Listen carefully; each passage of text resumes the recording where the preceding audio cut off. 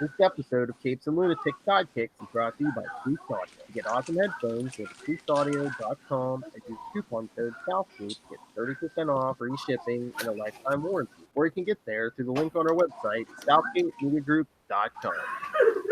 Big Riley. All right, it's that time. We've been threatening you with it. And like we said, it's going to come early this month. The review of the latest Spider-Man movie, Far From Home. As always, it's me, Phil, clone lover, Lilith Hellfire. Hey, y'all. I'm here. And, of course, this time we got our friend. It's Charlie Esser. The professor here in Jersey. Hello. And rounding out our Fantastic Four, it's Mr. Tyler Patrick. Hey, guys. All right, like we said, since this is the brand new one, unlike every other month, Will Hellfire and I have been giving you the Spider-Man movie reviews at the end of the month. This one came out at the beginning, so here we go. Spoilers ahead.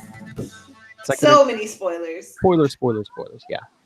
You know what I was thinking? I mean, this is more a spoiler for Endgame, but which everyone should have seen by now, but the first Iron Man was just on TV. Everything up to now should have been just phase one, because I mean, even those movies he wasn't in, it was such a Tony Stark centric world. Yeah. Well, so phase one should have been the Tony Stark phase. Phase two should be whoever they build. Captain Marvel phase, I guess. Yeah.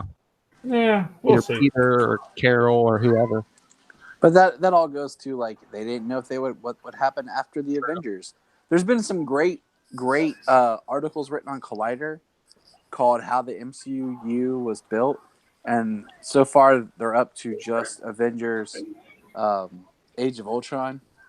And they talk about, you know, the behind the scenes and everything that went into each movie and the different deals and productions and stuff. So it just kind of gives you an idea of where things were, how it was moving, and, you know, what helped make everything come to fruition, because, you know, there's a lot of contracts and stuff that ended at Avengers. They didn't know where to go from there. And I mean, even then, like, you know, you said Tony, but at the same time, Captain America, like, helped drive the plot of the entire MCU. Yeah. Film. But, you know, one thing, I mean, it is a Tony-centric world. And I think that is, I mean, this is a world without a Reed Richards, but it is with a Tony Stark who does share his technology, though clearly not as much as others would like him to. Yeah, or the credit. You know. It's a world of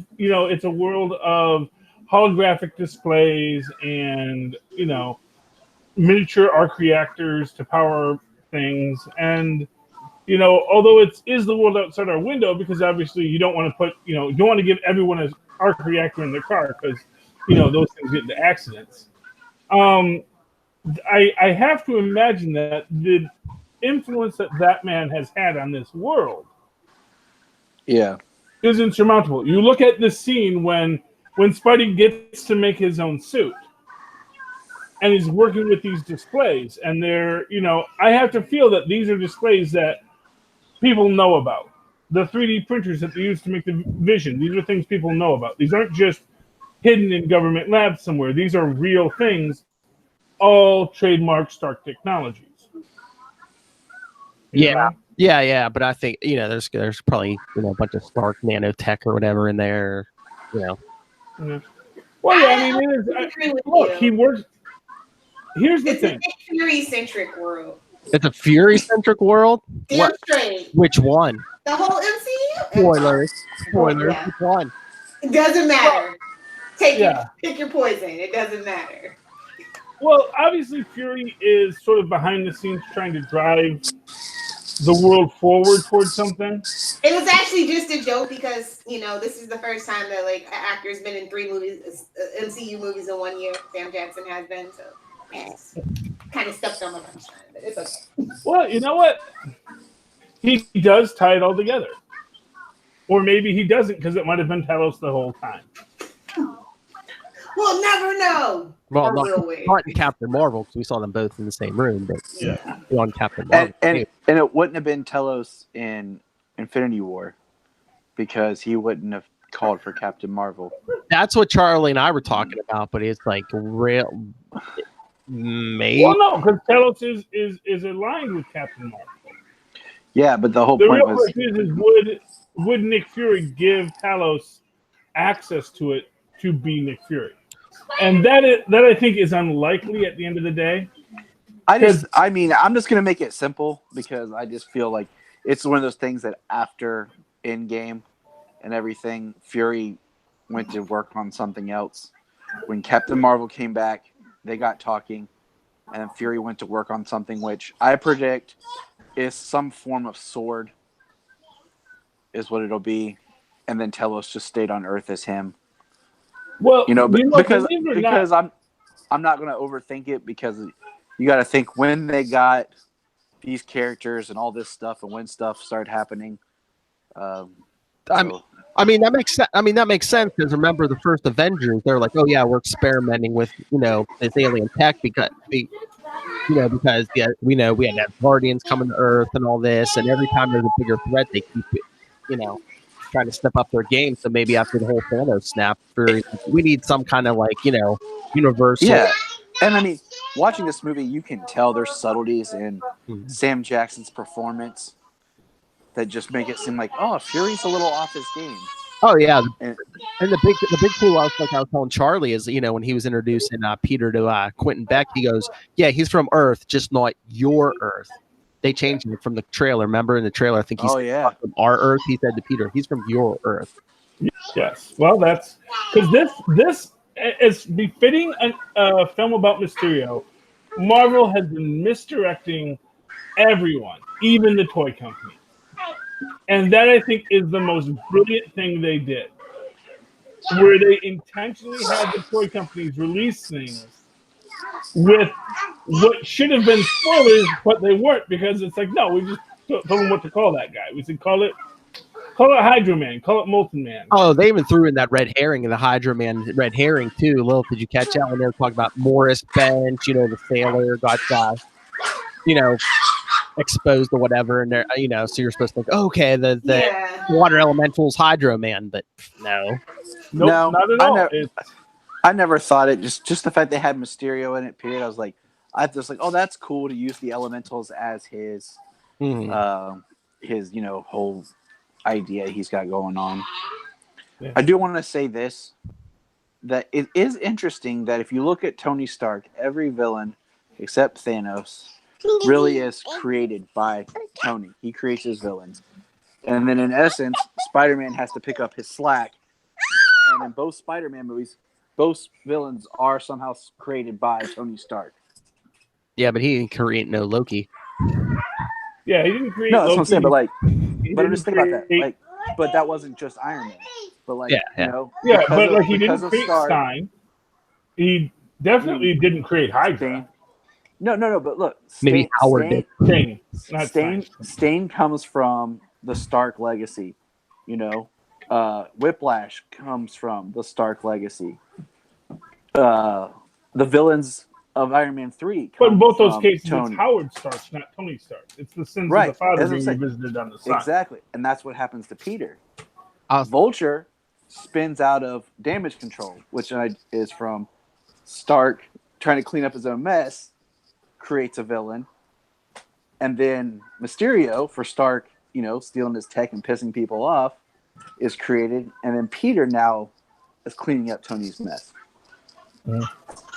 I like the spin though that they made Quentin Beck an employee of Stark's, and he was actually the one who invented that holographic tech from the beginning of Civil War. He wasn't just disgruntled Steven Spielberg or James Cameron. Yeah, exactly. And I like the callback to the scientist that Obadiah yelled at. From Iron Man 1, yeah. That's one of my favorite lines in Iron Man 1. Although, can we just take a moment and say that William is bad at his job? I mean, what? I guess that's why you couldn't create an arc reactor, because you're just like, I don't know, I forgot it, but it's fine. Don't worry about it. This guy is so lackadaisical in his job as a supervillain. I just left the murder weapon at the murder scene. What's the big deal? Yeah, but that's like he does it like twice too. It's like I don't know, man. That guy just honestly, I think he's probably really good at making drones. I think that for strategic planning, he's not very good, and that is his downfall. Dad, have you seen my Spider-Man mask? I haven't seen your Spider-Man mask. I'm gonna join. I'm gonna join Okay. when I find it. But I mean, Okay, go find it then. It's probably in your toy box. I think you had the point about the Tinkerer in Spider-Man Homecoming, and now this guy in Far From Home. But it's like I know we kind of got like a ghetto version of AIM in Iron Man 3. But what if these guys like film like an actual AIM, with the beekeeper outfits and everything? Oh well, I mean that is a thing. It's like both the Tinkerer and William are both the escapees of this. Yes, and I could totally see them hooking up at some point. Hi, Dad. And if you have the basic, and this is actually if Hydra is still out there, which of course you always have to assume it is, because if S.H.I.E.L.D. is still out there, Hydra has to still be out there. cut off one head. You can't destroy either because it's two groups that believe in some kind of an ideal. And one of the things that you can say about that's actually one of the things when I'm trying to sort of headcanon agents into this universe, it's like the reason Nick Fury can't go to Mac is because Mac does not trust aliens, does not like aliens, does not want to work with aliens. And it's like, and I can see Mac saying to Nick Fury, "You've been gone for 5 years. You know what? Sit down, old man. I'm running this show." Yeah, because he was even complaining about not having a team. Yeah. Yeah, well, because I'm sure when he comes back 5 years later and he like walks into the lighthouse and Mac's saying, "Oh, hello, Fury. Well, but I'm Director Mac." Well, but again, it was like the real Fury was in space. Maybe he didn't want Talos to be close to Agents of S.H.I.E.L.D. because they might be able to figure out that he's not the real Fury. Well, yeah, and that's true too. Yeah. I've been working real hard, and actually, what I've realized is it's not that hard to headcanon Agents of S.H.I.E.L.D. into a post-snap world. They're just not talking about the snap because it's still too painful. And they're still a couple years behind too. Exactly. They're only 1 year ahead. So whereas the MCU is now 5 years ahead, which makes you wonder if they're ever going to catch up with the MCU now, because they have 2 more seasons. So they just some weird stuff that could be happening with Agents of S.H.I.E.L.D. But anyway, back to this story. Yeah, we're going to MCU for Lilith. Yeah, it's okay. Lilith, you still there? Yeah, I'm here. Okay. Lilith, what was your favorite part of the movie? Jake Gyllenhaal proving me wrong. He was an okay Mysterio. I thought he did pretty good. Yeah, I like both versions of him. Like, and I said as in like the hero-esque that everyone kind of likes, big mentor-ish character, and then when he makes the turn to the real douchebag. I mean, you got to be like a Hollywood pretty boy type to like pull that off, to make everyone like, "Oh, I'm the big hero," and then it's like, no, actually, no, I'm going to be the next Tony Stark, like faking it. One of the things I got to say is I love that was it Gottlieb was a part of his team, that he has the scriptwriter there. Yes. But you know what? That's important because he follows the rule. He follows the rule of 3, where he must deny it 3 times before he accepts the glasses. But that's all very.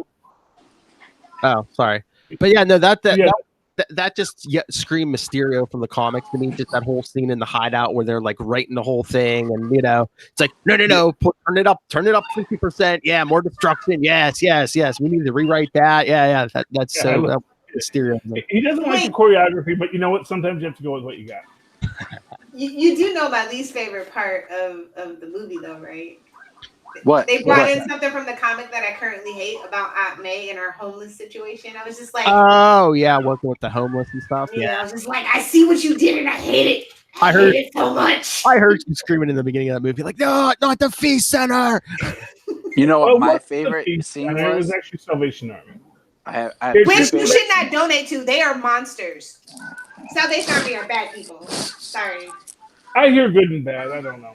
Wow. Tristan would like to give his review of the film. Can he give his review real quick? Yeah. Okay, come here, Tristan. Hop on up. Okay, give your review. So, when I saw the movie, I actually really liked it. And near the end of the movie, I was actually thinking, are they actually gonna make Mysterio good? But another part of me was thinking they're probably gonna make him bad. And there are these theories I've heard that they were all illusions, and apparently some of those theories were right. And all of that crazy stuff. And apparently, oh yeah, a fun fact: for Jane Jonas Jameson, or however you call his name, the actor was the same actor who played in the Tobey Maguire movie. Yes, J.K. Simmons. Yes. He Very took my good, favorite Tristan. part. Thank you. Look, here's my current children right now. They both took their masks off. Yeah, and that's- My children are both Sophie. in Spider-Man costumes. yeah. Oh yeah. Well, you know. Like honestly, the only reason I have kids, and that's not a good enough reason for me. No, But it's not it's a good cute. enough It's cute. They literally can live in their I costumes. can dress my dogs up. I can be the weird lady that Yes, dresses her dogs up. They have Spider-Man costumes for dogs now. It's wonderful. You need to Because get. they realize there's a whole group of pet parents that they are not You need to get. getting money from. You need to get a pig. Though. I'll tell you. Okay, so my favorite scene is so small, but like it gave me goosebumps. Was at the end, just where Spider-Man is finally in New York City, like downtown, web slinging, bouncing off the buildings. To me, like that was Spider-Man.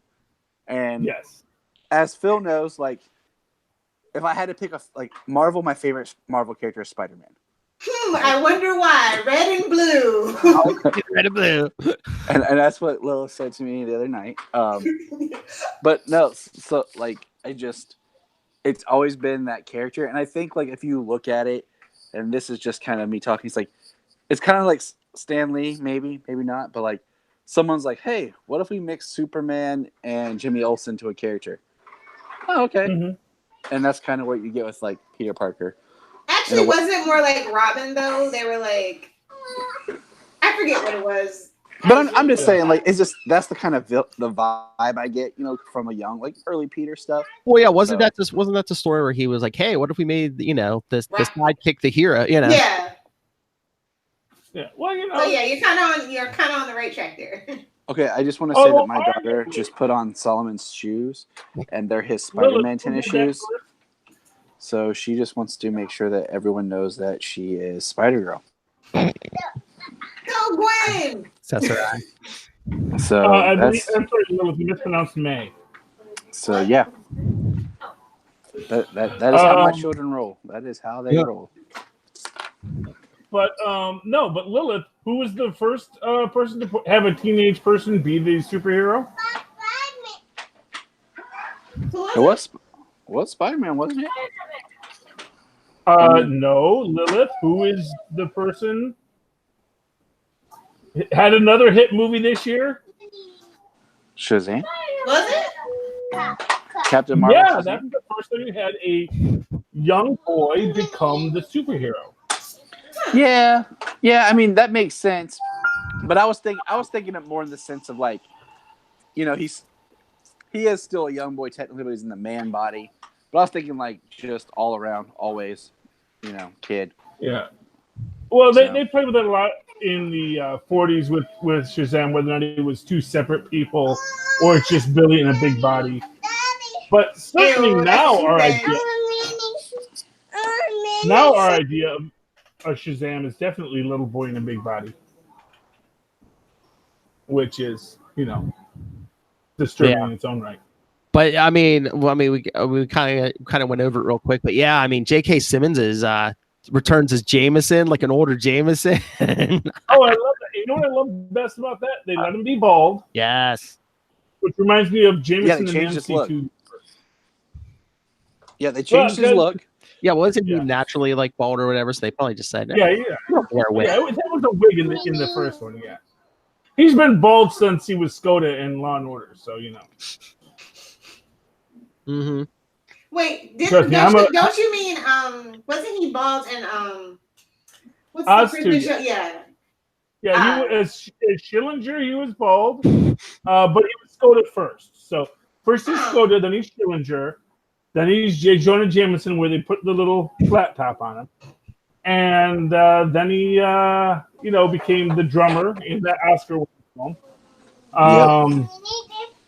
And he's also the yellow peanut M&M. Really? Yes, he is. J.K. Simmons. Man does not turn down a job. They're paying money. Thank you very much. All right. How do you feel about the elementals, though? I thought that was kind of The what? like the elementals in the story. I was just like, did we really need that? Well, he wanted an Avengers level threat. Yeah, and I am waiting for the pitch meeting of this on Screen Rant because someone's going to point out, like, so they're all, yeah. And like, well, with the water one, didn't people notice that things weren't wet after the water elemental went through? Yeah, but that's all part of the illusion. And using water, that's not going to leave any water behind. Yeah, but if it's living water, does it take every ounce of moisture with it when it leaves? Well, I mean, that also, will be the argument. I mean, I don't know. That's why. I mean, they showed the drones. Like they had drones before. He just got more massive. I just had them doing stuff. I just wonder if it's like the water elemental, like if he can like suck up some water from the river and they can like shoot them out. If it's fire, they have like flamethrowers attached to them or something. Yeah, well, they do have, they definitely have the explosions and the detonation. When they show without the hologram, just the weapons there, you see they do have lightning bolts and things like that. So you can make some certain arguments, but I did feel that it's like if this is all supposed to be a hologram, it's not going to have some of this stuff isn't going to have the pieces behind, which is why this is what it said. Talos may not have had any suspicions, but I think Nick Fury did. Yeah.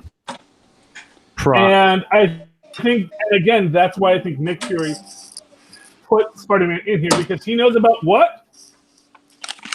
The Peter Tingle. Oh, jeez. He knows about the Peter Tingle. Don't call it that. Phrasing. It's the Peter Tingle, now and forever. Please don't say that. It makes me feel Where's my phrasing button? Speaking of the Peter Tingle, is so I guess Happy's with Aunt May now. Yeah, I mean that's I would like to be with Aunt May, but Aunt May, she obviously not for nothing. It's Marissa Tomei, and she had a fling with Jon Favreau, and Jon Favreau is like, yes, Marissa Tomei, and Marissa's like. And she didn't age. Where it goes. And she didn't age because she disappeared in the blip. Yes, but Happy. George Costanza on the phone. Well, I think they did that. So now it's like, Happy's 5 years older. So now he's on her. So that's why they're now similar ages. Mm-hmm. Which I actually thought they were similar ages before. Yeah. And someone pointed out online recently, Marissa Tomei is 50. Quit saying, why are they making Aunt May so young? It's like... Well, she's young compared to, like, 90-year-old Aunt May that we're used to. Yeah, exactly. Well, actually, she was probably only 50 then. She just didn't dye her hair. No, she was definitely supposed to be a lot older. I mean, Amazing They always make Aunt May really, really old. Like almost decrepit old. It's ridiculous. I mean, from the beginning, I can't tell her because her heart's so old and fragile. She can have a heart attack if I tell her. I mean, I've been since Far From Home came out. Like Solomon and I have been rewatching every Spider-Man movie in order, and and you pick up different stuff. And I was just talking with Jania about, the Aunt May from the first trilogy. Like she's not bad. She feels like the comics, but she's just so old. And then they try to change it up a little bit with Sally Field. And then even though Marissa Tomei is like 50, they she's still younger and looks younger, feels younger. Well, it's interesting. They were trying to get that Aunt May spinoff though, so they were just like, okay, we can't go so old. It's like we gotta have this as a backup. To be fair, you know, it is much more common for someone to have an aunt in their 50s when you're a teenager than to have an aunt. So when this was first made, there was like this huge age gap between Benjamin Parker and what's Peter's actual dad's name? Richard Parker. It was meant to be this big age gap, which is not uncommon when you have, no birth control. And, because she had no way to know. And you also had higher child mortality rates and yada, yada, yada. Really? Anyway, so having that elderly aunt was not an uncommon idea for a teenager. Fast forward to 2018, 2017, 2016, it's a much less common trope. So when you say, well, he has an older aunt, well, he's probably It could be his about the great same aunt age for as all we his know. For purposes, if they wanted to keep her elderly. Grandma. Yeah, I mean, it's just like how many times do you say like, I know like in my family we'll say like uncle this or aunt this, but we don't ever add the great aunt, great uncle part. Yeah, because she's not even an aunt by blood; she's an aunt by marriage. Yeah, Which I think makes the dynamic of the story that much stronger. Yes. Of their relationship, of just she's always loved Peter, and it is her nephew by marriage, and even though crazy Ben is gone, she's still Daenerys Targaryen, is that you? I mean, you're trying to say it's her nephew by marriage, but as far as we know, Pete was really young when his parents died. Oh yeah, most of the versions of it. Yeah, he's usually like no real memories of his parents. His entire memories were Ben and May Parker. Mm-hmm. Yeah. And we got Uncle Ben's shout out in this. Well, his initials on the luggage. The initials on the luggage. His initials. That was Uncle Ben's luggage, man. Every other lost forever, but still. Everything else was Big Daddy Stark. Yeah. Well, you should have just told Mysterio he thought of him as a father, and we could have just ended this. I mean, I love that meme. I mean, he kind of did. He's kind of like, here, I'm too young to handle this killer satellite with all these killer drones. You take it. You take the power to instantly murder anyone on the face of the planet. Here, guy I just met one day ago. Here, have the power to murder anyone on the face of the earth. Yeah. He's a teenager, but he's also trusting. Like, it's that last moment of trusting your adult, your mentor, and making Peter come into his own. Like, he was coming up. He had Tony. Tony's gone. He's like, he's kind of had like Fury's like, but he's like, I really don't know Fury. He meets this guy that he can look at as like the new mentor, the new, you can be what, I don't want to be. I don't want to be the new Tony. I don't want to be this. You can take it. And then it's him having to realize, oh, yeah, I have to do this. I mean, especially when they're sitting there in the bar talking right before he gives them the glasses. I mean, you see Beck put the glasses on and try to like strike a Tony Stark pose when he's wearing them, Oh, yeah. Manipulator. That's what you get when you're a failed actor, just saying. Oh. Present company excluded, of course. Are you talking about the character, or are you talking about Jake Gyllenhaal? No, I would never say I like Jake Gyllenhaal. Jake Gyllenhaal could get it.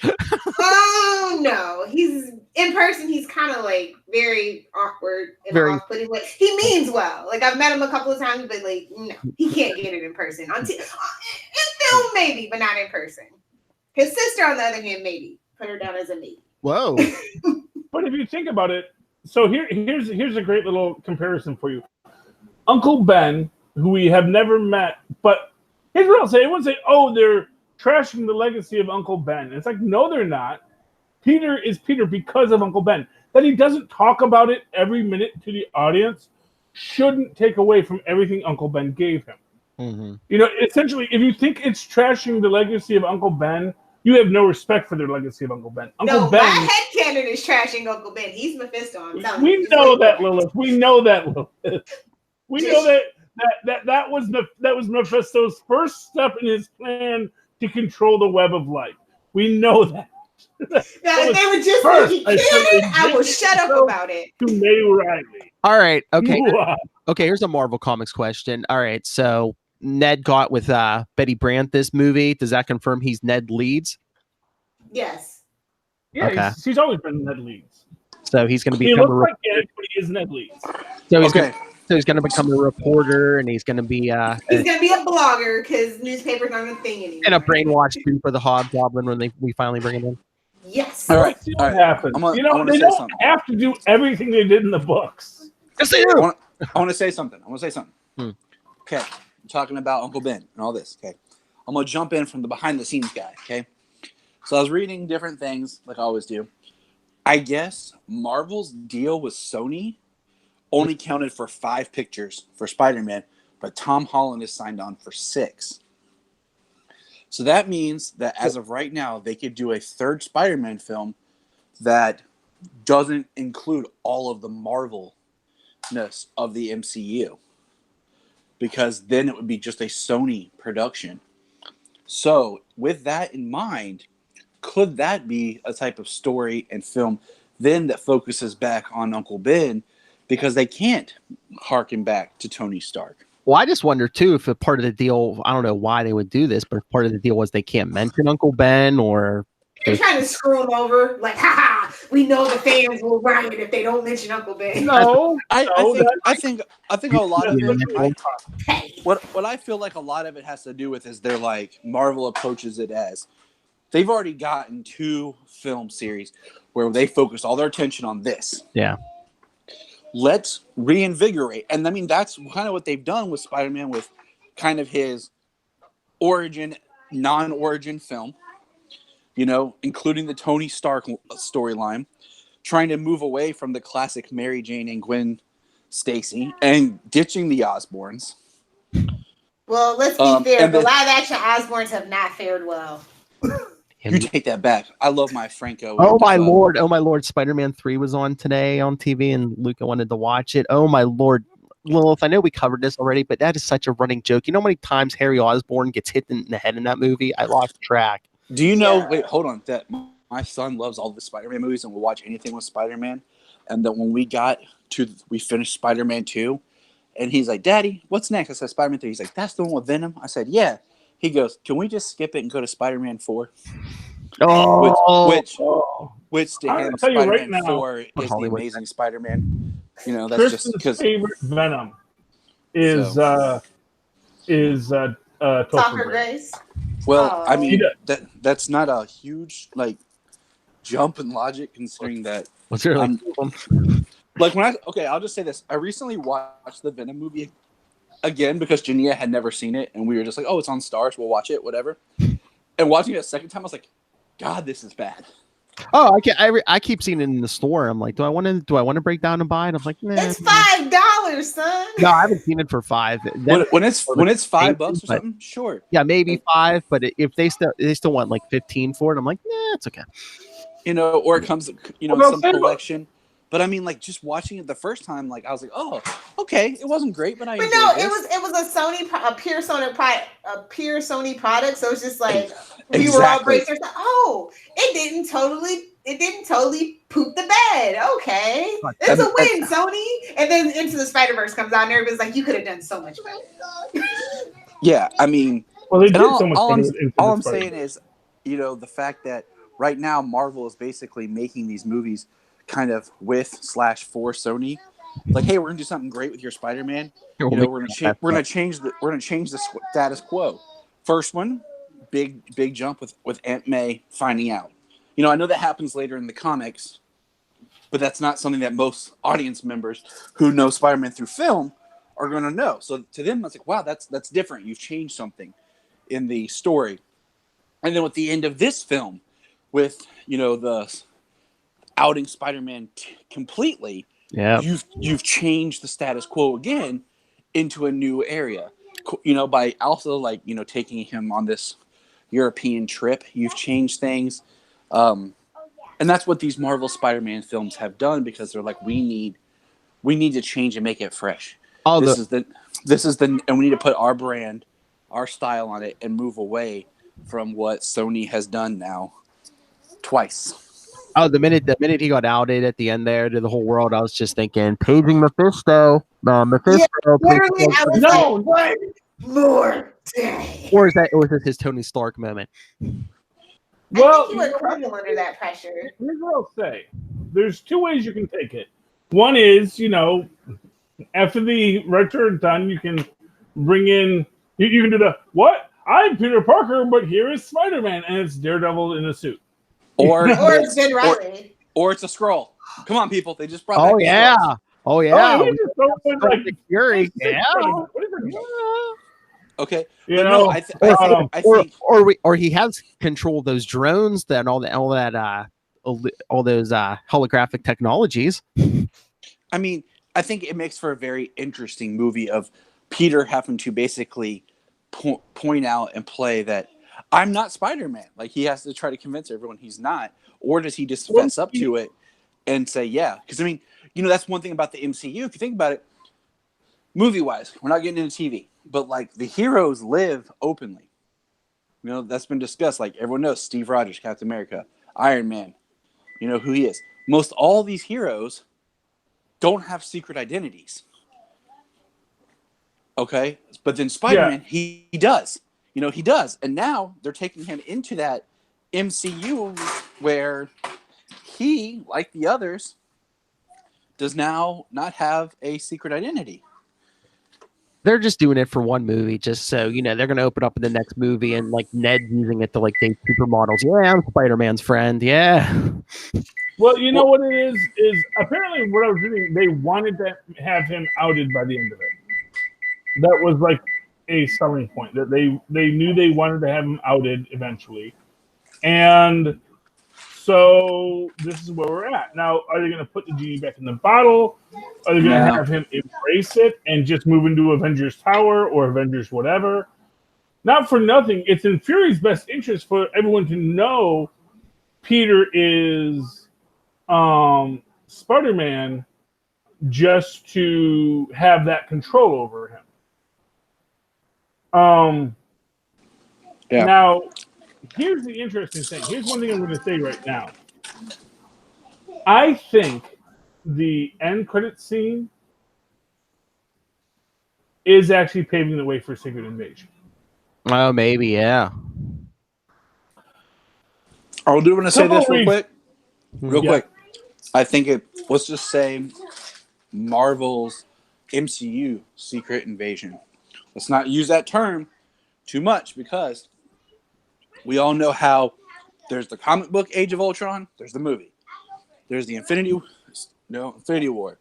They use terms that were Civil War, that we're familiar with. You know what I'm saying? Yeah. And we want to switch it up, because who was the big architect behind Secret Invasion in the comics? Bendis. But I'm just saying, like, just think about, like, it would be this version of a Secret Invasion type of comic. It would not be like the comics. It would be like they're using the name to gain publicity. Just like the Civil War that we experienced with in the MCU is not the exact same Civil War that we experienced in the comics. And yes, I have read it. Okay, guys. All right. I do read some Marvel every now and then. Okay. The big stuff. Okay. Just because while I'm waiting for the end credits, I actually read all the end credits. They credited Bendis. Why the hell did they credit Bendis? Because it's Secret Invasion. I heard that some of the writers, I didn't pick it up, but I heard that some of the writers are actually referencing some of the street signs while they're in Europe and stuff like that. I mean, I think they could do maybe a Secret Invasion. I think, Captain Marvel 2 is going to focus maybe on the Skrull and Kree War. Maybe we'll find out that there are some Skrulls that were actually bad, that were, this or whatever. That's a whole new world to open up that they're in. So, okay, but just to make a point, aliens are good and bad. There aren't good Skrulls and bad Skrulls, just like there aren't good Germans and bad Germans. There are Nazis and Hydra, and they're bad. Collateral damage. Right. I say that because the default thought of the Skrulls is of them as the villains. I had a couple of friends who were really big Marvel heads, that the twist in Captain Marvel with the Skrulls, they're like, we're very caught off guard because, the Skrulls are always this villainous race. They could even be full. They could even be playing the long con, because, right now, There's a Fury Skrull running around out there. Well, Yeah, I mean that would be pretty dang intense. But there With is a access line to in company secrets. when Fury and Maria, actually Talos and his wife, are walking somewhere, and he says, and he's complaining his Fury, but he says, I thought Kree sleeper cells were top secret. How does everyone know about Kree sleeper cells? Yes. Which could suggest that the secret invasion is actually the Kree. I But like it. B, I like it. Did you see where Fury was spending his vacation? Do you mean on the ship or like where the beach was supposed to be? I'm just saying, did that look like Tahiti to I was anyone? gonna say, was Oh it yeah, Play? even I got that a little like bit. a magical place? So Maybe he's not. just maybe. Fury's there, but he's also kind of not there because he's in Tahiti, and they're like manipulating him to say you're on vacation. He's going to do their Australian accent. Skrulls. I'm not good at it. Yeah, I know. You're on vacation, sir. Why don't you just tell me what to do? I might. Oh well, go get Ray that. is losing his mind right now. Oh, he loves it. I'm just saying. Although there's another aspect of it, which is when Fury had his own space station with an army of doppelgangers. That was after he'd given the Infinity Formula to Bucky. Oh yeah. And so he held up in his own little lighthouse out in space and was just sending Nick Fury LMDs. That's what I was wondering if what was happening if Fury's in space because he's the man on the wall or whatever. Well, I think they're going to be touching on that. Yeah. I think they're basically suggesting that the rest of the MCU is going to be not as much on Earth. Yes. That we're going to focus a bit more on the cosmic. Because what do we got next? We got Thor, which is cosmic. We got Guardians 3, which is cosmic. We have nothing. Well, we'll have more We have after nothing. We have nothing since I- Black Widow. I guarantee There's you. tons of stuff. They just aren't mentioning I it yet. guarantee Right, exactly. They have not officially announced anything. they said they It's all hearsay. They It's said all they, hearsay. they said they weren't going to announce anything till after Far From Home, but what's coming up in like another 2 weeks? Comic-Con. Oh yeah. Oh, I know. That's why Exactly. that's why I'm just picking. That's why I'm just picking. Because we know what they talked about. And supposedly, And the Gerald- Black Widow film is actually filming right now. Yes, Comic-Con's coming in like 2 weeks, and gentlemen, we will have an on-the-spot reporter there. Isn't that who will that be? Isn't that so, Miss Lilith Hellfire? I won't have time to be reporting. I'll be in She's like, I want to talk about Marvel news, but it's a lot of workshops and seminars and networking. I'm not really the only thing I'm really there for is probably going to be like the Supernatural, Hall H, Stairwell, and because all the stuff that I care about is not actually going to be this year. So oh yeah, aren't they doing something for Air? Are they doing something for Arrow too, or probably on Saturday night. Oh, they're going to be doing they're going to touch a little bit on the crossover, but they're not really focused on Comic-Con this year. DC as a whole, so. yeah, but I guarantee you, Marvel's probably gonna be dropping a lot of stuff at Comic-Con. Yeah. Oh yeah, it's going to be. You know what? They tried to do that thing where they were pulling away to try to get everyone to whatever it is, D23 or something. Yeah. Yeah. And then it was like, no, we're not going to do that. I just mean, That was- they already said. They're kind of almost just said they are filming Black Widow already. Yeah. That's what I'm saying. That's the only one that's actually supposed to be filming because we've had leaked photos or whatever of it. So yeah. And Guardians of the And Galaxy 3 will be coming with Beta Ray Bill and Quasar. at some point in time, Yes. that's one of those weird things that James Gunn's locked. What makes you into think we're going to get Beta Ray Bill and Quasar? There was Because they said there were rumors Beta, spreading the internet, my friend. He's got yeah. hope. Don't take it away from him. because they Okay. said Beta Him Ray and the Bill. Quantum Zone boys need that. Don't take that away from them. Because they got to start laying more foundation for new people to replace other people. Yeah. Meanwhile, Because I only care about the Fantastic Four and the X-Men, and Black Panther. So Oh call me my when there's lord! news. Someone is really watching Far From Home because in that one end credit. When he gets outed in that end credit scene when they swing down to the street. Like someone said there was some kind of construction site and like the banner in front of it said 1, 2, 2, 3, 3. and then whatever where the 4 was supposed to be, there was a big question mark. Yeah. I think that's just like phase 4 though. We'd love to see. Yeah. I think it's just for phase. Okay, because I think this was the end of phase 4, but everyone's like, "Oh, is that supposed to be the Baxter Building or 4 Freedoms Plaza?" I think that might be Oscorp, honestly. Because we need another like tech kind of place since we're not involved I'll be in honest, industries. was Avengers Towers featured in that swinging scene? My kids kept on sitting out for popcorn, so I couldn't re-verify it today. Maybe, I don't know. I just saw it once. But Maybe. Avengers Tower is shut down though. Well, no, but the tower is still there. Yeah, The They're tower. taking the A off of it, but the tower is still there. That was the question. slap a 4 on it. Yeah, I know. Well, or an O for Osborne. See, or whatever happened to good old Justin Hammer? He's in jail. Still doing time. Yeah, although he may be out, but Hammer. That's the thing. Justin Hammer isn't Hammer Industries. Hammer Industries is a corporation. It exists whether Justin Hammer's in jail or out. That's what I'm saying. Exactly, because we get Hammer Tech mentioned in Luke Cage. Exactly. So, Hammer Tech. Actually, Hammer is still an active going concern. So them buying Stark Tower is not that unlikely. We don't need Especially since Stark is sitting on all of his best inventions, not to give them to the public and make $1 trillion. Hey, you're talking what? If you want to talk about ongoing concern, what about the leader? He's somewhere out there. He is still out there. Yes, he is canon. But because the Abomination is canon. So let's go back to talking about the actual Spider-Man movie that we're actually. What you guys think of Pete and MJ? I love that better in this movie than the last one.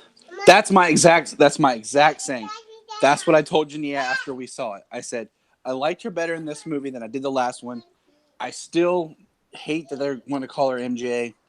Like, they're trying to create a new character and then backwards make her another character. Not cool with that. Hey, I'll be right back. Everyone, keep going.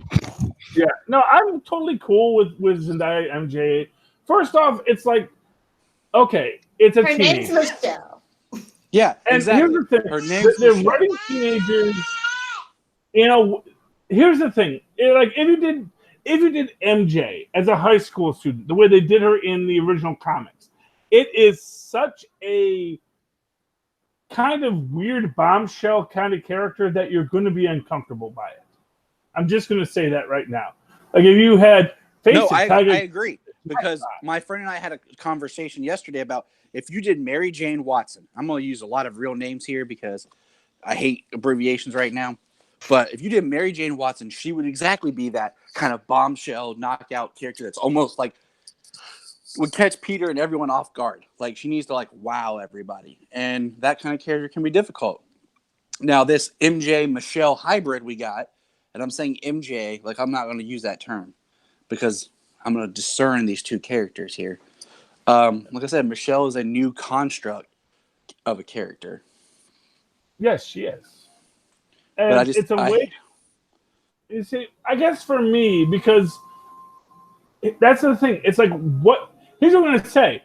What did a teenage boy in 1965 find a bombshell, and what would a teenage boy but then in 2018 find a bombshell? And the fact of the matter is, the moody goth girl is kind of the bombshell for the Peter Parker character in this. That's what you're going to do. Make her Mary Jane and just change the character. Don't make her a new character, then give her the initial name change to be another character. But then everyone, so to make it to this is what Netflix does. Okay, they change it just a little bit so that first of A, you still have that character in your back pocket if you want her. Correct. And B, you don't get all of the people saying, "Oh, they're doing this and that and the other, changing up my characters." No one mentions Korg's Blue, but that's okay. We're not going to look at that because obviously that wasn't important. Exactly. But they could have done Felicia Hardy. They could have gave us more. They could have gave us a little flirtation with Betty Brant. We didn't have to have this whole MJS kind of thing. Right. He's still in high school. He should have time to explore and have fun. Right. Exactly. She could have just been Michelle. Something new, something original that they bring to this universe, and she just stayed Michelle. But no, now But she's then- but- like That that. would make everyone now- say Peter's true love is MJ. Why isn't he with MJ? Yada Well, yada like I yada. said, he's a teenager. He shouldn't have his first love right now. It's so annoying. Okay, Yeah. okay. All right. Except that is exactly what Peter Parker does. Okay, But it's not. Only that it's not. We're gonna jump Well, ship real quick. It We're kind of gonna is jump it. because Okay. Watch he has this. We're two loves. gonna jump to Arrow. No one even mentions Betty Grant anymore. I He did do. her- I'm bringing her back. She was there. She was there, but she's not with Peter. Yeah, but Hey, but Peter actually did go on a couple dates with Betty. And But had think a about crush this, on Betty. Charlie. Charlie, think about this. Okay, we're gonna jump. Arrow. Okay, Green Arrow. Everyone, you say Green Arrow. You No, think why are Black you bringing Canary. that? Why is Tyler trying to hurt me, Philip? Because Why is we he all trying to we all hurt hate me? this. We all hate this. Okay, both versions of live action Green Arrow. He never ended up with who he's supposed to in the comics. First they gave him Blonde Chloe, hacker and- girl. and then they gave him Felicity. Okay, Blonde that hacker ain't the girl. comics. So just like you're trying to say, well, if Peter's with this person, why is he not with MJ? You know why? Because writers suck, and sometimes they want to change stuff. Okay, But so- that's all I'm saying. So, but the answer is they're going to be mad regardless. Exactly. Let- So why not just let it be a new character that we can at Well, least be like, I don't like this new character. because they don't want to make it a new character because they do want him with MJ. They just want it with their MJ. I am a big fan of the Spider-Man marriage. I have no problem with her being Mary Jane.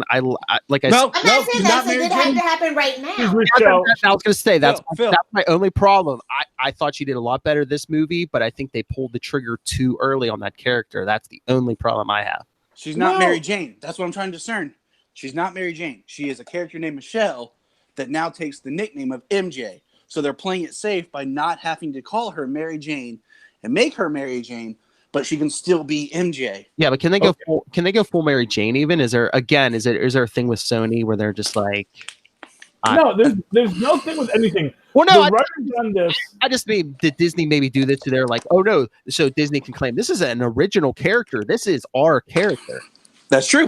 That's Because if they entirely create an possible, original although- character, they don't have to pay maybe royalties or whatever. All I'm saying is by just nicknaming her MJ, it Yeah, I tarnishes feel like it the is real a cheap character. shortcut. What I will say That's is- all. I get the feeling the writers of these films really like making trolls mad and nerds mad, where they're going to do stuff that's literally taunting them just to get them mad. Like it's like the Benjamin Parker thing. It's like, oh, how can you not tell us the Benjamin Parker story anymore? It's like, well, if you're mad enough about the Benjamin You Parker guys want to go story, outside and jump? obviously you you know go outside that and jump? story. So why are you getting mad we didn't tell it explicitly Where's your since you Crocs? already know it? Where's your Crocs? You know, it's the thing. It's like you know who MJ is. You can either embrace this MJ or reject this MJ. We're not putting that on you. But if you're going to be mad about it, it's all on you, Buttercup. You're Yeah, the one it's that's still a cheat of just taking a character that you love and then trying to twist it Yeah, but and make it something new. Subverting expectations. yeah, but you can also turn that around That's what they're too, because doing. That's how you sell a story. You subvert yeah. it. and it's like the only thing linking her to Mary Jane is the MJ thing. I mean, they could always Right. They can always bring That's- Mary Jane later. It's just And that's what we said was she's Mary Jane or she's MJ. She's not Mary Jane. There's a difference. That's what I'm saying. Like she's Michelle. I mean, it Call her almost, MJ. yeah. And there's a Mary Jane out there somewhere. I'm almost mad that they didn't call her Mary Jane because it seems like they're like, oh, are they playing it safe by calling her Michelle? It's like, no, you want her to be Mary Jane. Call her Mary Jane. Thank you, Phil. You proved my point. Just make her a character and stop trying to make up a new character that's actually something else. Or make it like They him. have new I mean- characters. All I ever hear from people is, "Whoa, don't change my character. Just come up with a new character." Finally did. But Why you mad? you Why know you mad? because you did come up with a new character, but then you cheap shotted it and said, "Oh, call me MJ." Well, So that- you No, basically there can't be you- two MJs in the universe. The Uh, answer is no, Charlie. Come on. be have you- serious. How long yeah, have you been on so- the internet? Well, no. have you I have you just read a never thought comment, the Charlie? writers- 'cause I honestly believe the writers are sitting there saying, "How can we really make these trolls mad? How can we really make them so upset about the fact that? How can we turn their entire argument?" I mean, on I its didn't head? pay to see it, so I don't really care one way or another. I don't pay to see MCU movies, so I don't get mad about anything. I just find it interesting, shall we say. The things that they do. Taker. Here's what I'm going to say: Michelle MJ is the is the equal and opposite blue Korg. It is a blue Korg just to see if you're going to get mad because something, or to see if you're not going to get mad because it doesn't affect your view of the comics world. You know, here's the thing: Dr. David Banner never had a Betty Ross.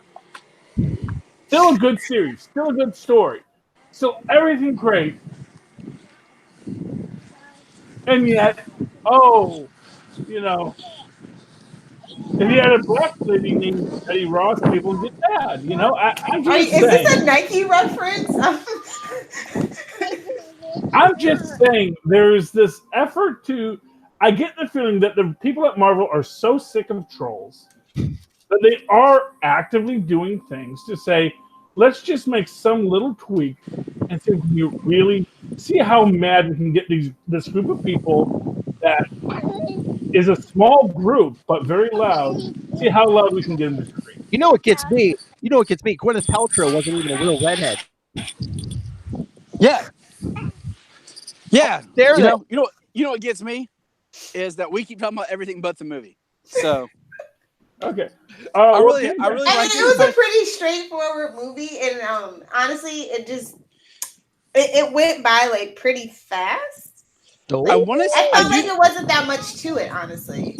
I agree. I want to see it again because I feel like you're watching one movie, and then when Mysterio twists and you find out who he really is, then you're going into a secondary movie. That's when you have this nice twist. Because my friend said, he's like, man, the first act, I was like, okay, I'm okay with this, but I'm not really digging it.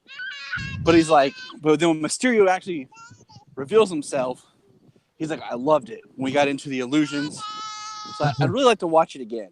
I mean, it's a superhero mix with, you know, the teen summer, you know, I like this girl, you know, how am I going to tell her? And, you know, it's a teen movie with superheroes. It's not just like teen movie. Just like Homecoming tried to be like a John Hughes ass movie. Once again, Marvel is trying to use a subgenre in their movies, just like Captain America Winter Soldier. Now. Yeah, Winter Soldier was spy stuff, a spy thriller. Yeah, in the superhero, which is fine. That's perfect because that's what you need to do.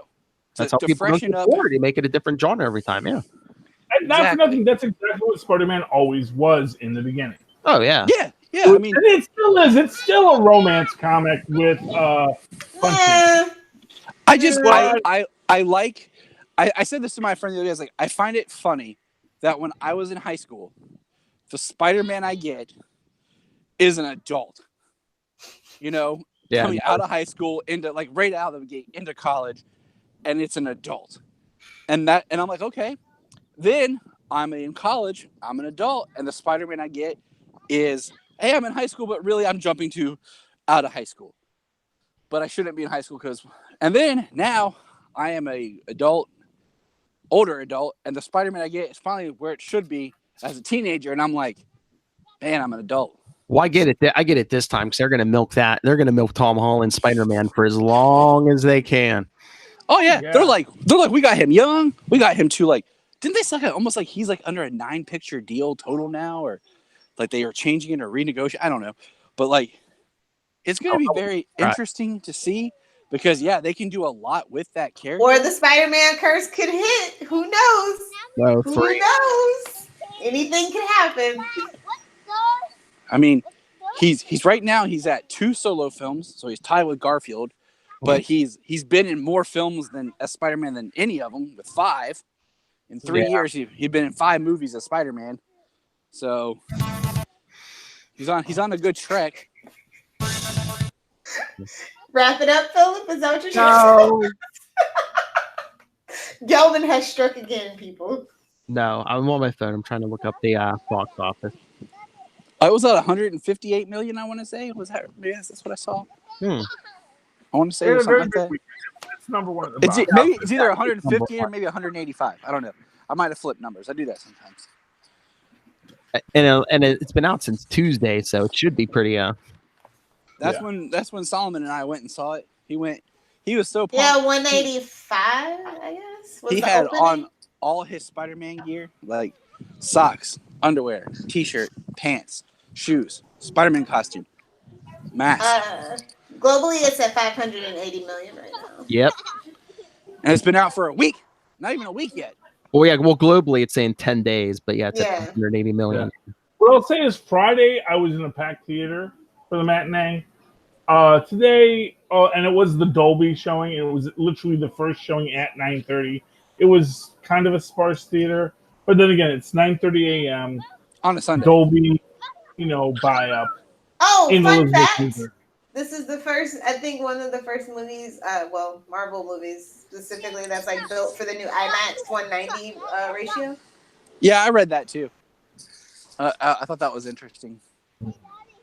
I mean, they do that a lot with Spider-Man movies. Like, I remember, I think it was either the first or the second Spider-Man was like the first one that you do like the red cameras or whatever. I want to say it was the second one. Yeah, I think so. I mean, you knew this movie was going to do good. I mean, one, it's Spider-Man. I mean, he's just as recognizable. He's the one of the big three, the most recognizable: Superman, Batman, Spider-Man. And two, this is the first MCU movie post Endgame. Everyone, And it connects to Endgame, so it's not like a stark, pun intended, different. Like it's not like all of a sudden it's totally different. Somebody like something completely off the wall. Marvel presents it. It's continuing that through line of Tony and everything with Peter. So it picks up, and it's the movie that carries us to the new era. It's the bridge. Yeah, it's this has ended. We're Well, I saying kind goodbye. of feel like they're And very now we're much in that episodic state now at Marvel Disney, We've which is been in that every movie we've has been in to have that. something else. Yeah, That's but the whole point of the MCU. I We've mean, been there. yeah, but it also seems kind of weird too because they're not announcing any of their plans going forward yet. So it's like, okay, well, and I They think, know it's Phil. oh yeah, Well, it's weird because you don't know what's going on, but obviously whatever's in this likely has importance to it. oh yeah. Oh yeah. I mean, honestly, I would not be surprised is if they've been filming a Marvel movie that we do not know about, and that when maybe we'll get a trailer, or we'll just get the announcement, and then we'll get a trailer shortly later for something that comes out, because they're going to have something next year. They have to have something. Yeah, they're going to have Black Widow. They're probably going to have Guardians 3 too. No, Guardians 3 is not happening for at least 2 more years. Well, yeah, Guns got to Suicide Squad. Yeah, but I'll say Guns all tied up now with both studios. I mean, but yeah, as of right now, still is. I mean, Lilith. I mean, nothing else. It's 2 paychecks. Yeah, I mean, he's tied up right now with something. So, I mean, that's not going to happen immediately. But what I'm saying is that my thought process is they were like, we want to live in the Endgame. We had Endgame. This is our epilogue film to Endgame. With this film, we've completely closed out this chapter. Yeah. The Infinity Stones, Thanos. We are closing that. And now whatever's next is going to help continue to something else. But I mean, supposedly they're filming Black Widow already. Black Panther 2 is coming somewhere. So yeah, I mean, we know that we're going to get a Black Panther 2, a Captain Marvel 2, and a Guardians 3. Yeah. Guardians 3 and Thor 4. There's a lot of talk about Thor 4 right now. And they're not going to and Doctor Strange. Yeah, I think they said that might be like, did they say 2021 or something? But yeah, I mean, that's the one that I could almost see them dropping, like at Comic-Con. Like, Doctor Strange comes out February 2020. And here's a trailer. Here's what I'm going to say. People give Gwyneth Paltrow all kinds of flack for saying she didn't know she was in Homecoming, and she didn't know she'd met Sebastian Stan, yada, yada, yada. I actually get the feeling that it's all the goop. They're actually shooting these films constantly. Yes. And it's very contradictory. No. And they're just running these things as almost an assembly line. Line whimsy as she was in 5 minutes of Homecoming. They might just say, she's 5 minutes scene and tell her where. Yeah. For all we know, she thought it might have been something for Infinity War. You know what I'm saying? Like, they're slick. They know what they're doing. Stark and Peter Parker could have been in an Infinity War. Exactly. They're slick. They know what they're doing. They keep everything hush hush. Like, you know what I'm saying? Think about some comic book films that we see. When it starts filming, there's always all this like behind the scenes. That's what Warner was, in DC films were littered with behind the scenes talk and all this pictures, leaked pictures. But Marvel's very controlling over everything. They do a lot. I mean, we all know how they alter their trailers so that we don't know what's actually going on to change things, to change our perspective. So, I mean, we know that they know what they're doing. So it would not be far out of the realm of reality that they've already filmed the movie. Because, I mean, we know that they filmed Captain Marvel after Endgame. Hey, guys, can we talk about my new favorite superhero? If it's not me, I don't know what it is. Night Who Monkey. is that? Oh, Night wow, Monkey? Oh, Night Monkey. Night Monkey. God. Throwing his crime and all over Europe. I would watch a Night Monkey movie. Just, I love that. That's the new web series, I guarantee you. I'm going to tell you something. Here's my big prediction for Spider-Man senior year. No, It's got Charlie. home in it. Charlie. Home- Yes. Spider-Man leaving home. That's what I said. I said, okay, so we have Homecoming, Far From Home, then Hometown Hero. Leaving home. My big prediction is Home Run. Because I assume the next one is them going to college. It would make sense to be if the next one was like Spider-Man senior year. Like it would make sense to kind of let's close out that chapter of. But whatever it is, my big prediction is Flash Thompson's going to West Point. I see you, Daddy. Are we I gonna see you. Venom? That's what we see I that see you. we got Peter knocks I out Flash see Thompson. you. The very classic scene, that's supposed to change their dynamic. Now we didn't get much of that, but then next we're going to see Peter's identity has been revealed, and we know how much of a fan of Flash, yeah. that Flash is. So I think we're going to get the Flash who's like, no, Peter, look, I'm a jerk, I'm a douche, I'm the worst person in the world, but you're a good man. I want to be like you. Give me the exclusive. Well, no, but I want to be a hero. That's the thing. It's like when he's doing his flash mobs. It's like as he says, when he's in the tower, when he's in the Crown Jewel vault. I post these things just because I want someone to notice me. And then we saw how he reacted when he's like, Spider-Man follows me, and then we saw like his parents haven't responded to him. He asked the driver, his mother couldn't make it. Yeah. Like we see little glimpses of Flash is life, his experiences. Maybe. And what I can say is they're not going to his parents aren't going to let him go just join the army. But I can certainly see them having him go to West Point. There's no Osborn. Flash's dad is Green Goblin. His brother was it's Flash. gonna be like in the Garfield movies. He's a long lost friend that just shows up for the summer. No, but I would love. And here's what I'm going to tell you: that's where they're going to tie in Venom to the MCU. Agent. I would like if they wanted to do Harry Osborn, they do him in a third movie and make him his new friend at college. I mean, that's a good idea. Comics. I mean, he didn't meet him till like college in the comics. That makes sense. Well, I mean, like let's not try to force in this past relationship, best friend thing that they awkwardly did in Amazing Spider-Man, which was horrible. But let's organically build a new friend. Like Peter. You can start with this friendship of him and Harry get along. Him and Harry this. Him and Ned are starting to grow apart because Ned's going down a different path in life.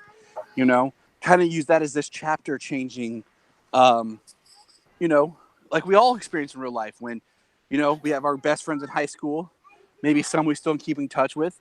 We go on to college or work, whatever, we meet new friends and there changes.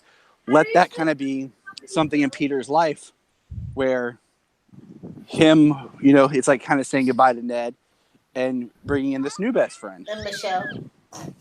Don't start. No, but I mean, speaking of friends, I heard Lilith Hellfire in my head. There was a touching scene on the plane, when Happy's talking to Peter and saying, Peter's having doubts. And he's like, I was Tony's best friend. I was waiting for. I just heard Lilith's voice in my head. Reddy would like to have a word with you, sir. Exactly. No, he said Tony Stark was my best friend. Okay, He never said he was Tony's best friend. Okay. There is a difference. Difference, As sad as that may be, He gets away with it. Okay. as sad as it might be, he says Tony was his best friend. Okay. He has no Okay. grand illusions about the man. You know what I'm saying? So I mean, you know, Tony might say that Rhodey's his best friend and Happy's his good friend or whatever. You know, but we You're also just to know, help Happy. I'm sorry to break it to you, buddy. But You're just to Well, help. but we genuinely know that Happy loves Tony and his family, and that was kind of the thing with Happy basically saying, "I'll look after you," to Tony's daughter in Endgame. I mean, to go all Iron Man 1, I mean, I think Maxim Magazine was Tony Stark's best friend because he went 12 for 12 on cover models that year. Yes, Who is he, December. Barney Stinson? What? Remember, Lucky December Yes. was. Yes, Okay, can I literally just- he is. Remember when that film came out? Bro? He's Sheldon and Barney combined. Oh, can I just say the funniest part about rewatching the first Iron Man was when he's like, "This better not go up on your MySpace page." Like, I know. No gang signs. like how much did I rewatched. I watched them in weird orders. I watched them in trilogy packages. Like I watched just all three Iron Man, then all three Captain, and like Thor, and building up to Endgame, just to have discussions like, do what movies work on their own, kind of thing. But yeah, it was just such a stark moment of MySpace, and you're like, dang, dude, like. And you know, in the future, people are gonna think that's like that made up website that they put in there. Well, They couldn't- MySpace is still around, only that it's the real one is hacked, and then there's like a clone one that's not. It's like a whole thing. It still exists though. It does, but nobody puts stuff up on their MySpace. Lilith Hellfire. Now you see more like bands and stuff. Like, go to our MySpace because we And don't all I pay know for a is they told website. me I had to get all my stuff off of there. They kicked me out, so I went and downloaded my which was fun because I went and got my old pictures before they shut it all down. It was lovely. I don't even know if I actually closed mine or just let it go. It's like watching Supernatural. You see the flip phones, and they mention Oh. MySpace, and they're like you see Facebook become a thing. You see iPhones become a thing. Like It's God. crazy. It's crazy, like you said, but that's 15 years, and you think about where the show started, like where it is now, and you're just like all the stuff that's come and gone, like in that time, and you're just like, holy crap. I haven't watched it in years, but just imagine watching the first episode and the current episode of The Simpsons. Oh my God. snaps. That I mean, that We'll be was able to soon on Hulu, thanks to our Disney, our most overlords. You don't have to buy those expensive DVDs and Blu-rays anymore. Yeah, You just buy that monthly subscription to Disney Plus. I'm telling you, that thing's forever. I told you, I think Bart Simpson and I were the same age when that started. I mean, and yeah, exactly. That's another thing is like just, you know, you think about where you were when that show started, you know, and where you are now. I mean, even with the MCU, I think when I was living in Kentucky in Iron Man 1. Holy crap. you know, I was. oh I wow, was you could have in been the school. person that you could have been at Tony Stark's funeral if he had crash landed on your house. I didn't. That was Tennessee. Oh, dang it! It was just Same difference. Same I difference. didn't meet Jania until October of 2008. So the only two MCU movies that I didn't experience with her was the Hulk and Iron Man. After that, like we've experienced everything of the MCU together, and that's like stuff you don't think about.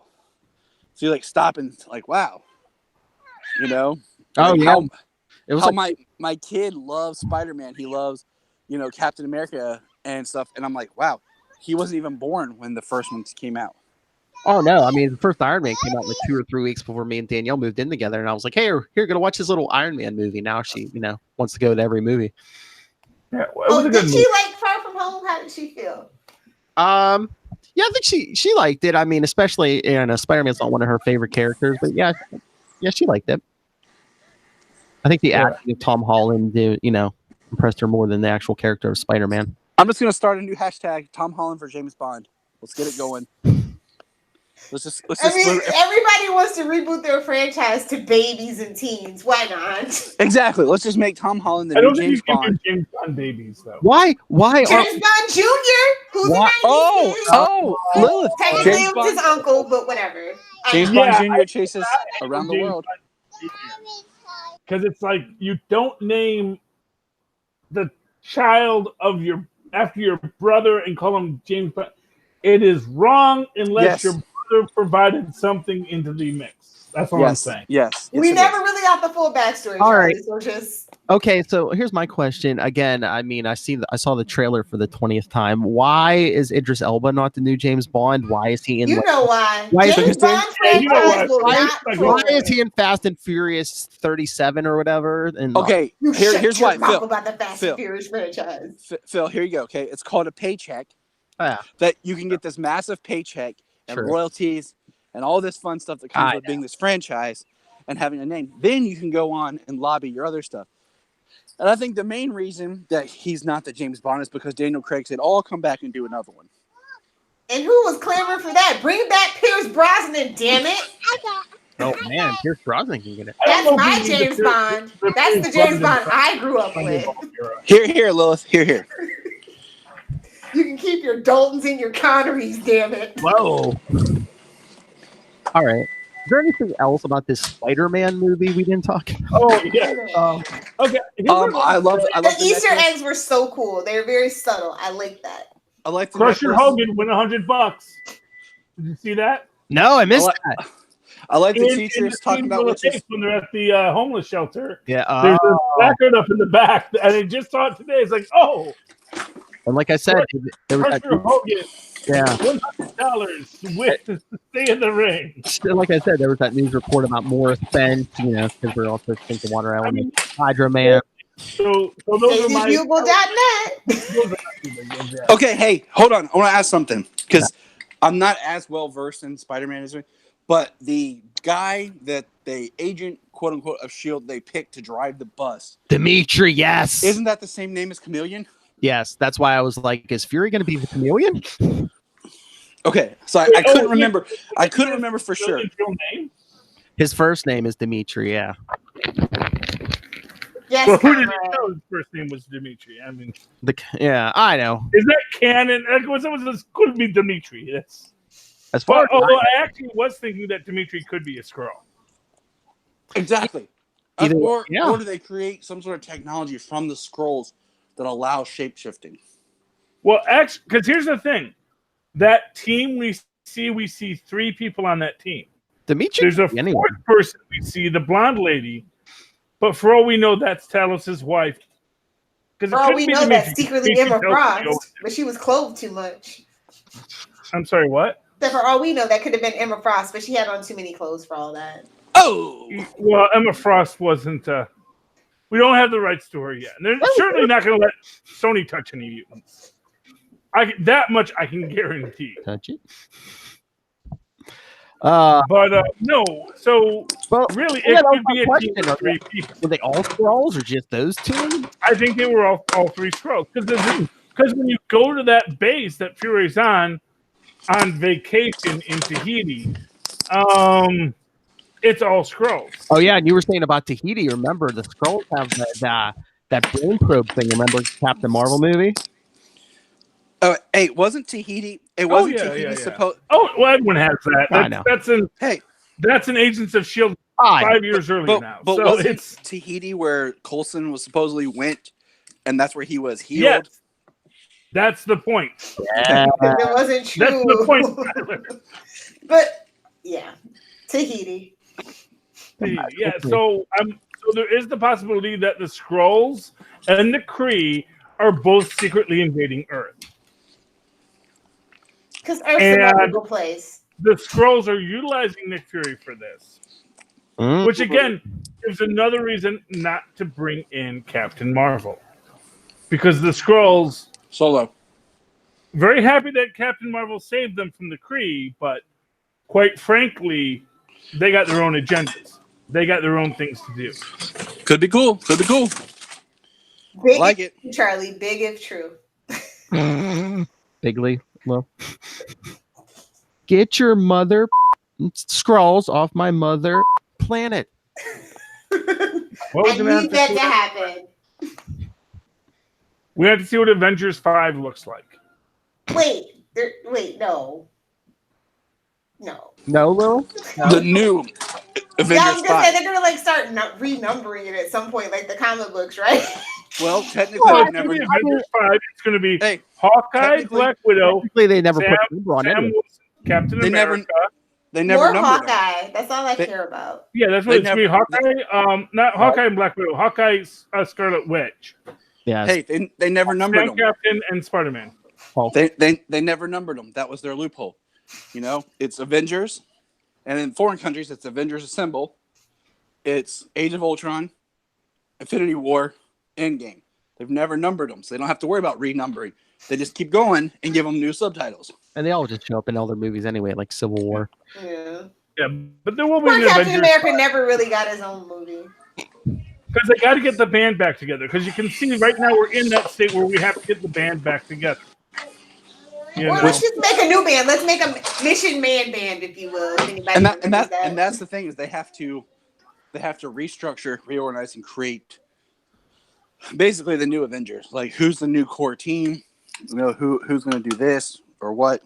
Because the Luke core team is West gone. Coast Avengers calling. Somebody get Kelly Thompson on the phone for the screenplay. Don't teach. Introduce I would Gwenpool, love to see maybe? a big screen cinematic version of Gwenpool. No, they'll say that for Deadpool. No, that's not how that works. That's not how any of this works. But how morbid was Tony Stark naming that AI? Even what is it? Even in death, I'm the hero. Yeah. Yeah. It just seems like his humor. Like I feel like Tony is a person that when faced with serious It's like, did he name it that from day one, or was he like, okay, upon my death, get these glasses to Peter Parker, and you AI change your name to? Well, yeah. I Because wonder. yeah. I've thought about that. I wonder if he reprogrammed the glasses or whatever while they were on the ship heading towards Thanos, because Tony, that's part of the whole Iron Man 3 story, like his fear, his PTSD about that, and knowing that he's going after the person responsible. Yeah, he was preparing himself in case he died. Actually, me and Tris had a whole conversation about this. Because I had pointed out, he didn't know he was going to die. He didn't know Peter Parker was back. How did he update his will? Then it struck me. He made the message to Morgan just before it. And it strikes me that he probably said, you know what? Let me get all my affairs in order. And he probably said, you know what? Let me do something, because if this works, Peter will be back. Because that's the whole reason I'm doing this, just to bring Peter back.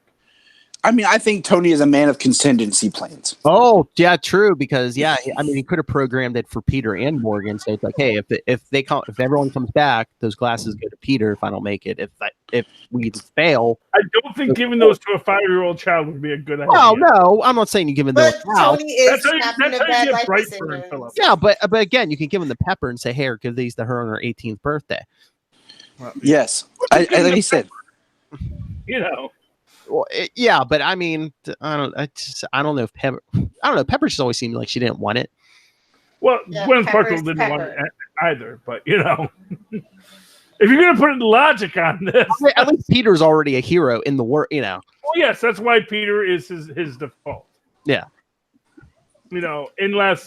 Unless Fury actually did get these and he just created the whole thing to give them to Peter, because he's just that third level. Or if Peter didn't come back, if he was just like, he left it in his will, happier Pepper. It's like, find somebody worthy and give them this. Or give him to Steve. He wouldn't give him Steve would have been the logical second choice. That's Actually, why he would've done been it. the first Steve wouldn't choice. have turned them on. Probably like, give him the Shuri. No, Steve would have been like Edith, destroy yourself, just like he did in Civil War when they talked about the technology of being able to identify targets. Wait, is Steve Rogers the original Jon Snow of I don't want it? No, Maybe. no, because he was a little bit better. Jon Snow just sucked. But let's not go down that rabbit hole. Lilith, we can talk about that later. No, I give this movie a solid B+ though. Yeah. It wasn't as good as Homecoming. Like, I was so smitten with Homecoming, and I was like, oh, maybe they'll top themselves. But for me, it was all these little things. It was like, I'm gonna because they had to wrap all that other in-game crap up. So say A-. But my problem is I feel like I can't really rate a film like this until I've seen it at least twice, and I've only had the one chance. All right, well, that's a good opening. Charlie Esser, who's seen it twice. What do you Oh, rate? this is a solid A. I actually am inclined to say A plus. Only, and I'm gonna give the same thing where I'm not gonna give it an A plus. I touted, which is that the second time I saw it, the kids kept on sending me out for popcorn. I got to it late. Kids saw the whole thing, but I kind of missed a couple points. But so like, there's a couple things that I couldn't verify for myself, but I did catch some other things. I mean, it is a really high A for me. This is definitely a 4.0 film. I really felt that basically it set up everything after Endgame to go into the next phase and said, here you go. We're ready. Yes. Sorry to leave you flapping. All you haters and doubters, this is where we're going next. Sorry to leave you flapping in the breeze alone, but yeah, I think I got to give this movie an A.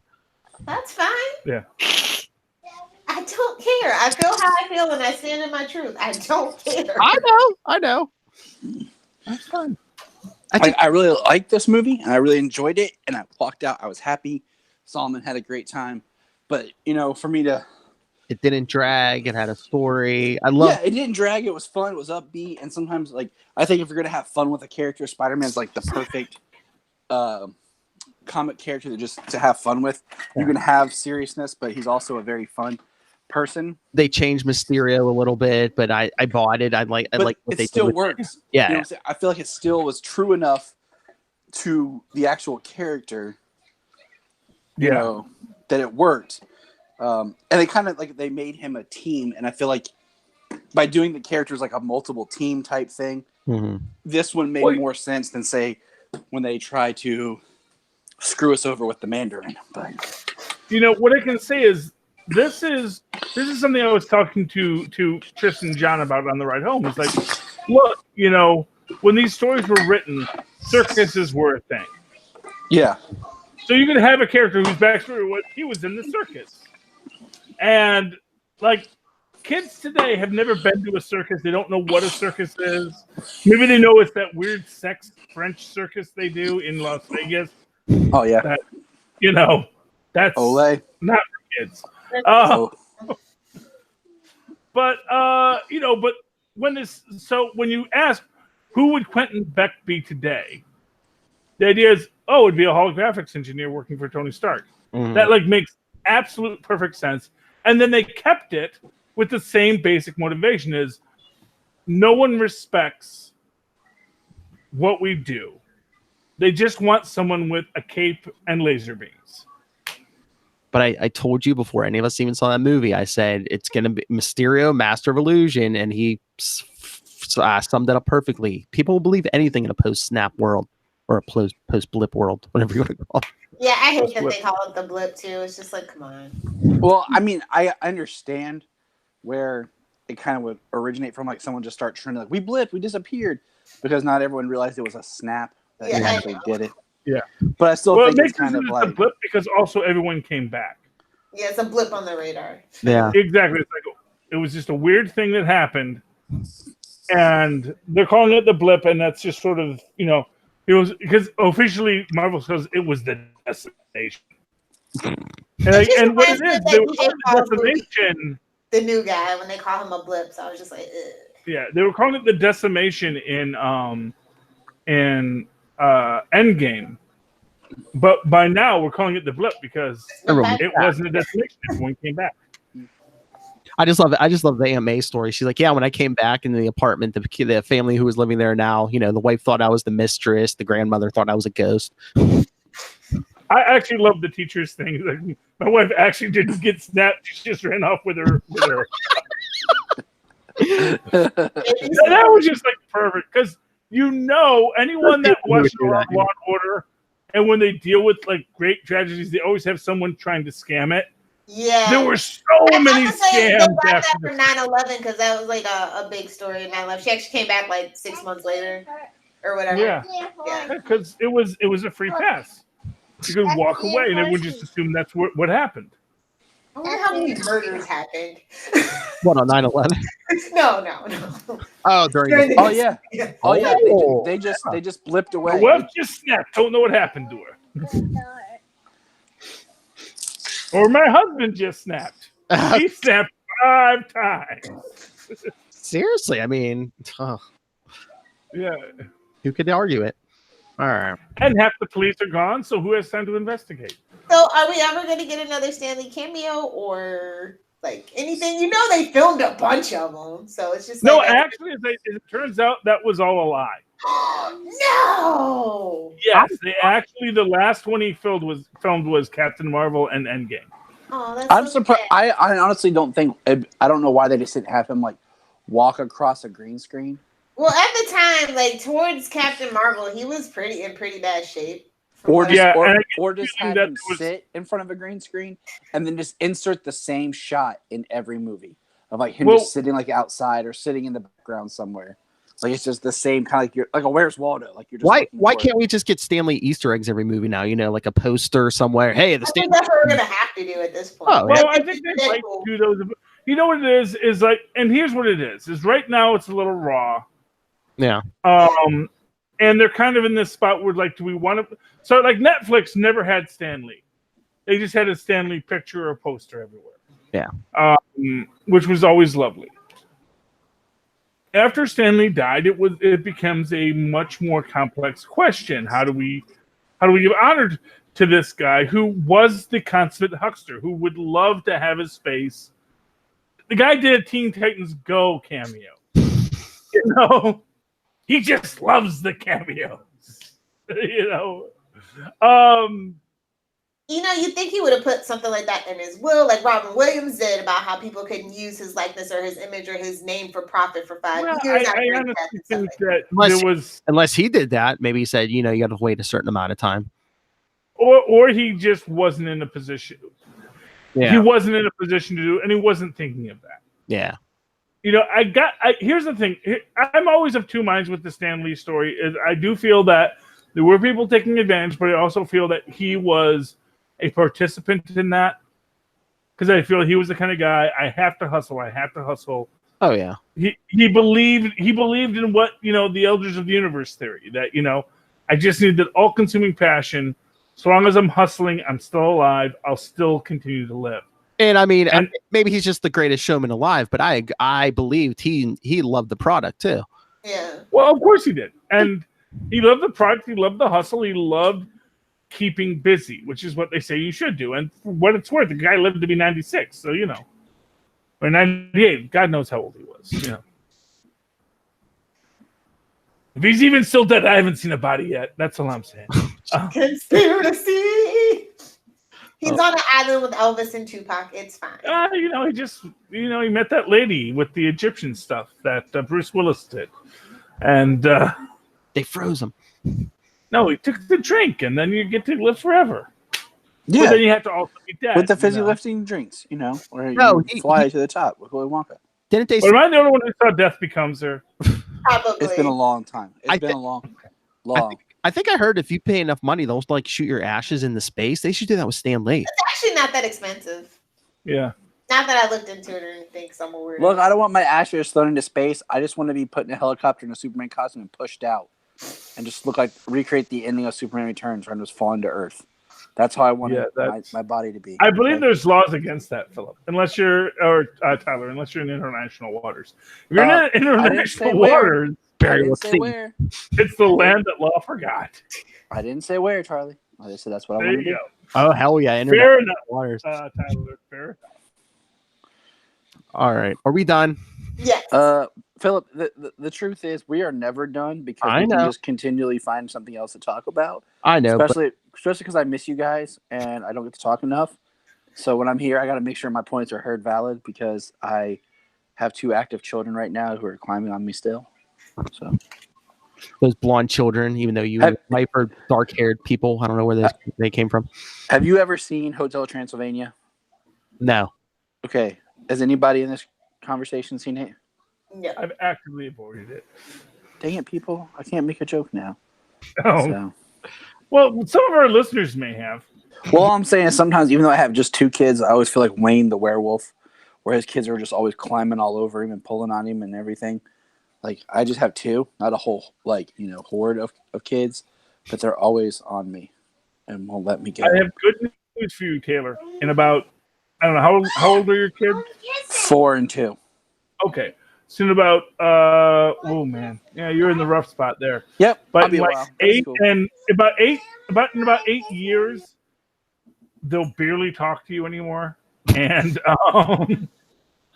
you know they'll be off on their own things, and you won't have them climbing on you. I know. Like you'll be lucky the 2-year-old will still hop into the back of your videos. I'm cool. I'm living it right now. I'm not complaining. No, enjoy it while it lasts. It just takes is a time. frustration. But there are more frustrations coming. They'll start putting up videos on YouTube under aliases and Yeah. As they will, because that's the world they grew up in, you know? Yeah. Well, whatever comes after YouTube, probably Twitch. But yeah. Who knows? It'll be something completely new. They'll just jam a spike in their head and upload their thoughts. Anyway, on that cheerful note, Tyler Patrick, where can people find you on the internet? You can find me at my podcast, The Krypton Report, where I talk about all things Kryptonian, and at JTY Patrick on Twitter and Facebook. And you can find Krypton Report all over the internet, anywhere there's something to be part of. And just come find us, talk with us. We have a good time over there. All right. And our other special guest, Mr. Charlie Esser, where can people find you?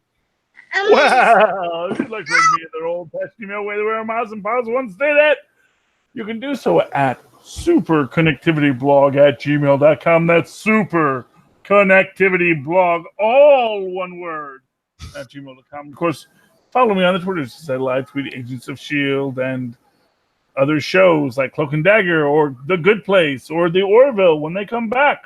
At Charlie Esser, that's CharlieE. Yeah.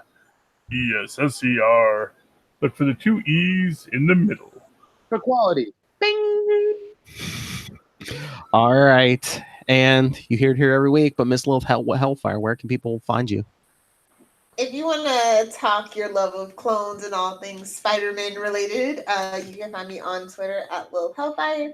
And just for my sidekicks and capes and lunatics peeps, you can find me on the gram at Lilith Hellfire 69. Dong is a medical term. Fight me, nerds. Flip. Not yet. But yeah, send us your thoughts on Spider-Man Far From Home or any other Spider-Man related topic, capes and lunatics at gmail.com. Follow Ultimate Spidercast on Facebook, on Twitter, at ULT Spidercast. Follow CL Sidekicks on Instagram. The voicemail, 614-382-2737. That's 614-38-CAPES. And go check out capesandlunatics.org. Work in progress. Right now, it's just a bunch of drones shooting out a hologram. That's really what Phil's room is. Anyway, thanks for joining us, everyone. If you're listening on the podcast, come back next week for another review of a classic Mysterio story. I think it was Spider-Man 90. I'll take your word on that. Since we had to pre-record since Miss Hellfire is going to Comic-Con. All right, everyone. Swing on back next time.